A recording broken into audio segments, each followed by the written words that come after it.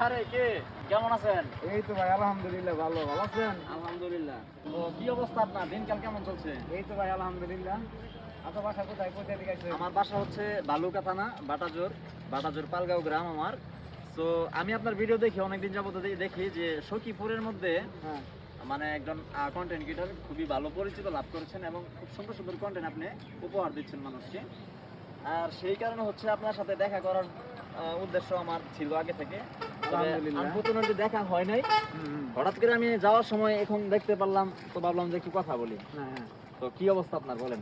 আলহামদুলিল্লাহ সব মিলিয়ে আল্লাহ পাক যে হালে রাখছে আমি আল্লাহর কাছে শুকরিয়া জানাই। আল্লাহ আমাকে ভালো রাখছে। আচ্ছা দর্শক, আমি এখন আছি সখীপুর থানার বেলতলি নামের একটি জায়গায় এবং এটি একটি ভাইরাল জায়গা।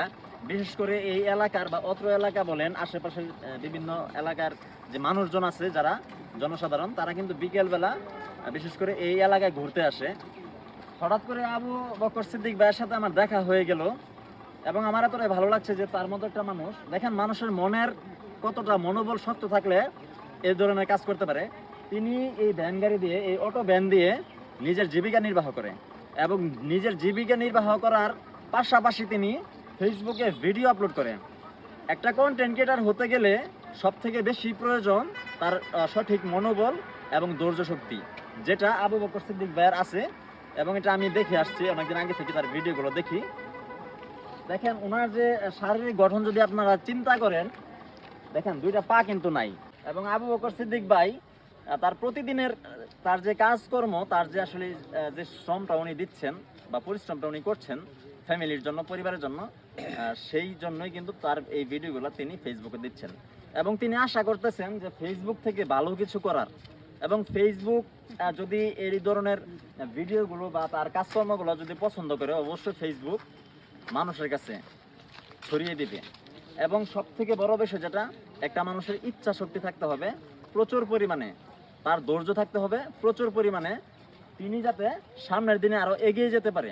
আবু বকর সিদ্দিক ভাইয়ের জন্য আমার পক্ষ থেকে সবসময় ভালোবাসা থাকবে। তো আমি জানতে চাইবো আবু বকর সিদ্দিক ভাইয়ের কাছে পরিকল্পনা কি, সেই সম্পর্কে একটু জানতে চাইবো। ভাই, আপনার যে ক্রিয়েশন লাইফ, এটা আপনি কি চিন্তা ভাবনা করলেন বা কি চিন্তা ভাবনার মাধ্যমে আপনি এখানে ইন করলেন? ভাই কথা হলো আমি কোনো চিন্তা ভাবনা করছি বলতে কি আমি সাধারণভাবে একটা ফোন চালাইতাম। আমি তখন ভাবলাম যে ফেসবুকে সবাই ভিডিও দেয়, সবাইকে অনেক ভালোবাসে ওই জায়গায়, অনেক সুন্দর সুন্দর কমেন্ট করে। মূলত আমি এই কারণে ফেসবুকে উঠাইছি প্রথমে। আমি কিন্তু আর্নিংয়ের আশা কিন্তু প্রথমে আমি ফেসবুক আসি নাই, কারণ আমি ভ্যান গাড়িতে যতটুকু ইনকাম করি আলহামদুলিল্লাহ আমি নিজে চলতে পারি। আমি সফল মনে করি, অন্যদের মতো নেই। আমি নিজেকে দুর্বল ভাবি না। যেহেতু ফেসবুকে সবাই এই জগতে অনেকেই আমার মতন অনেকেই কন্টেন্ট বানায়, ভিডিও দেয়, তাদের মতন আমি ওই ফেসবুক জগতে আইছি। যদি সবাই সাপোর্ট করে ভালোবাসে, ইনশাল্লাহ হয়তো সামনে ভালো কিছু করতে পারবো, এটাই আমার কথা। আচ্ছা, আপনার বাসা তো সখীপুরই পড়ছে, সখীপুর থানা। সৈকিপুর থানা। আপনার গ্রামের নাম কি? বহুরিয়া চতলবাই। আচ্ছা, বহুরিয়া ইউনিয়নের চতলবাইত হচ্ছে ওনার গ্রাম।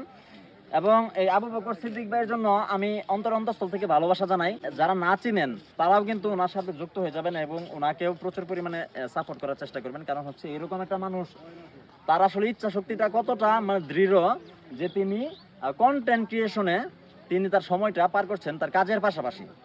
তিনি কষ্ট করে কন্টেন্ট ক্রিয়েশনে কিন্তু এখনো আছেন, আপনাদেরকে তিনি তার কাজগুলো দেখাচ্ছেন, এটা আপনাদের সাথে শেয়ার করছেন। তো সবাইকে শুভকামনা রইল, যারা যারা ভিডিওটি দেখেছেন সবার প্রতি রইল ভালোবাসা। সবাই পাশে থাকবেন, দোয়া করবেন আগামী দিনে যাতে আরো ভালো ভালো ভিডিও আপনাদেরকে উপহার দিতে পারি। সবাই ভালো থাকবেন, আল্লাহ হাফেজ।